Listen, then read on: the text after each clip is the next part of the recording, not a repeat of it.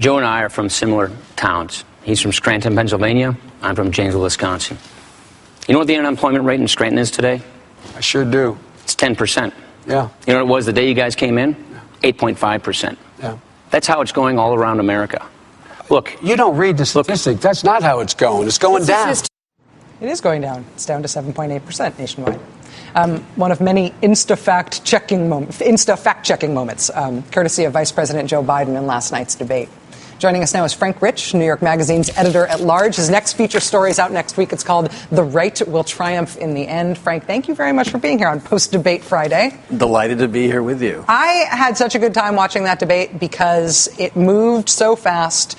Martha Raddatz made it be really substantive, and I thought the interrupting was not pointless. I thought the interrupting was sort of an accountability thing. What did you think? It was an accountability thing, and also it was conversational. It wasn't stagey. It didn't seem like a stunt put together, although probably it was. Right. But also I think a thing that worked for Biden in it is that he comes across as genial and having a sense of humor, and so that makes his interruption seem not so bad, except obviously to Republicans who are now saying he's an alcoholic, drug, pill-popping maniac out of a horror movie. Stop them being crybabies, boys, I would say. Well, they said that it was very, very, very damaging for the president to be scowling. And it was very, very damaging for Vice President Biden to be smiling. And well, what are they supposed to do? Look constipated the whole time? The thing is, though, what I liked about it is I don't think a vice presidential debate really has consequence in the election, but there was a softening up here that really sets the stage, and we hope he'll live up to it, for the president to come in and do a knockout or some kind of knockout Tuesday. I think that you saw my introduction there. I think that the privatization of Social Security has been waiting in the wings as a very potent domestic issue for the Democrats. They haven't much touched it, even though it is there in Ryan's record.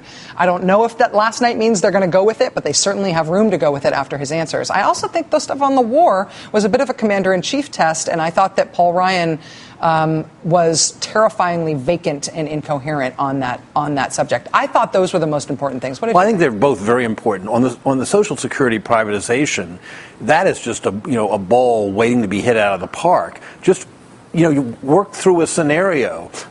In privatized Social Security, you could have bought stock in General Motors in 2004, and then 2008 let Detroit go bankrupt. I mean, that's just one example of what that's about, and they should seize it. In the case of the foreign policy and national security issues, his tutor, his minder, Ryan's minder, is Dan Senor, who was sort of the Baghdad Bob of the American side. He is the Flack who lied about the state of the situation during the occupation of Iraq in the early days of the war.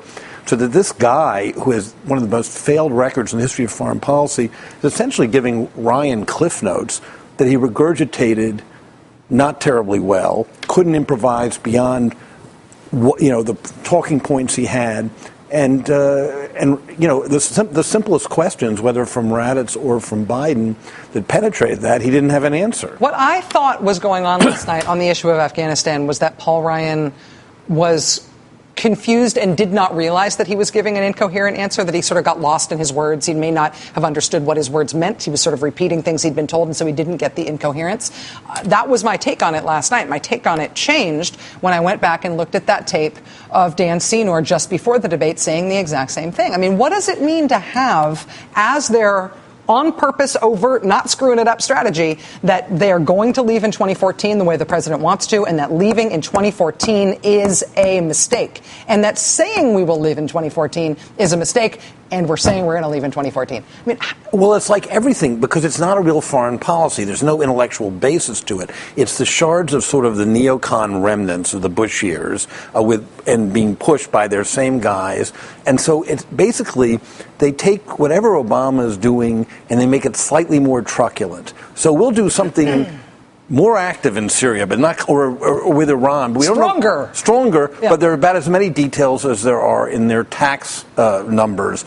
There's no details. And so so they have this preposterous, it's like a Rube Goldberg contraption about leaving Afghanistan. Of course it makes no sense, but they were trying to find some desperate little distinction from the policy that's in place, even if it's meaningless, even if it makes them look stupid. But you're right. I don't think Ryan, he doesn't have the knowledge. By the way, neither does Romney. Romney has absolutely no foreign policy experience or background and said almost nothing about foreign policy during this entire campaign until he made that wonderful trip to London and insulted our closest ally.